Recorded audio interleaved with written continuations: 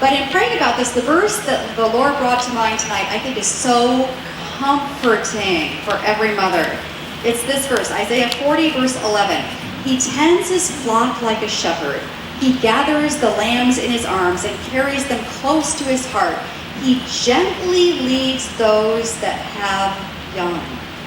I love that. He gently leads those who have young. That means that if you are a mother, you have young, right? That he's gently leading you. Is that not comforting and hopeful? It's like, yes, I have a guide. I have someone who's going to lead me through this sometimes scary experience of being a mom. And we need him to lead us because whether you're the mom of a 2-year-old or a 22-year-old or a 42-year-old, it seems like there is no other group of people that is more filled with guilt.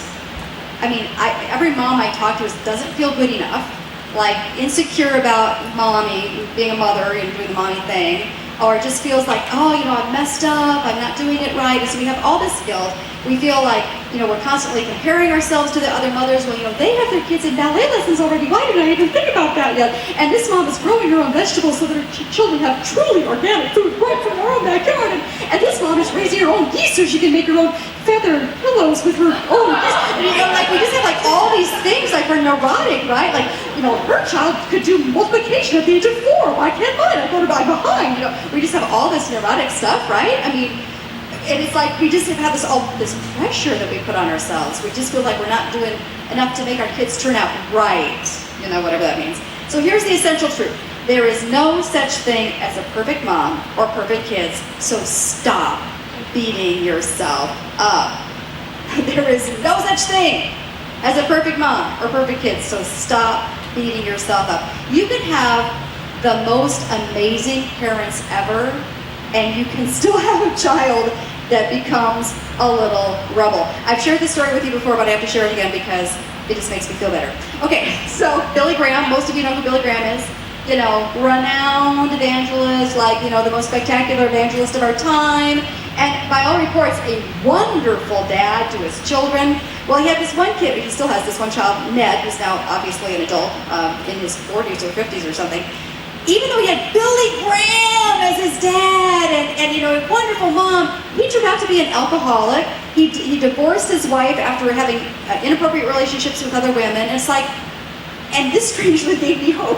It made me feel better just because it's like, okay, you can do the best job, raise your children to know the Bible inside and out and be the best example you can possibly be. And still, there's no guarantee. And so it made me feel just a little bit better. And by the way, one of his grandchildren, I really love this story. One of his grandchildren, who also said that his parents, which was Billy Graham's daughter and her husband, he said, I had the best parents. They did an amazing job with me. And he got kicked out of kindergarten for swearing.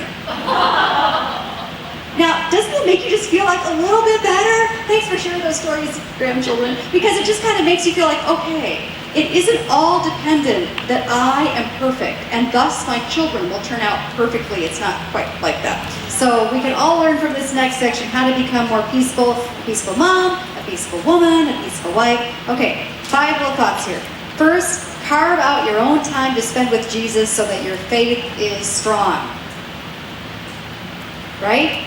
If you don't have strong faith, when your kids do something that you never thought they'd do, or get in trouble, or they're caught, smoking pot behind the school grounds, or whatever happens, and your world is shaking, and if you don't have strong faith, you're going to crumble. You're going to be a blithering blob on the floor there, Number 2, give yourself permission to carve out time during each day for at least 15 minutes of peace that fills your soul.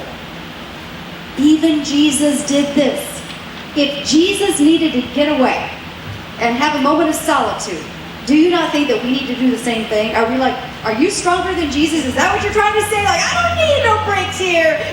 No, we need a break, right? So you get to give yourself permission to take like a 15-minute siesta, a 15-minute, cup of tea, reading a book or whatever it is for you that just is like, okay, I just need this time. Maybe it is with some quiet instrumental worship music or something. I don't know, whatever it is for you, working out in your flower bed. In the winter, maybe it's sitting in front of your fireplace. Whatever it is, give yourself permission to have that 15 minutes to just get refreshed. Spend a moment with Jesus. Ask him to speak to you. Okay, number 3, trust your children in Jesus' care. Realize that you are not your children's savior. Because you're not.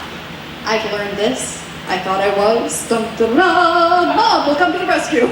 It doesn't work that way. You are not your children's savior. In fact, you are doing a disservice to your child in several ways.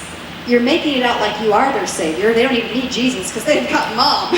Mom will take care of everything, right? Like, that's not a good plan, right?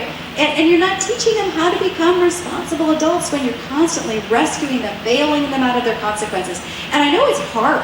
It is so hard to watch your children make a really bad decision, especially as they're teens or maybe young adults. It's so hard to not want to fix it because they're probably going to endure some pain, which happens when you're getting disciplined. You know, it's like, it's not exactly fun. And it's your baby. You don't want them to be hurt. But you know what? We have to let them go through some of this so they grow up and learn.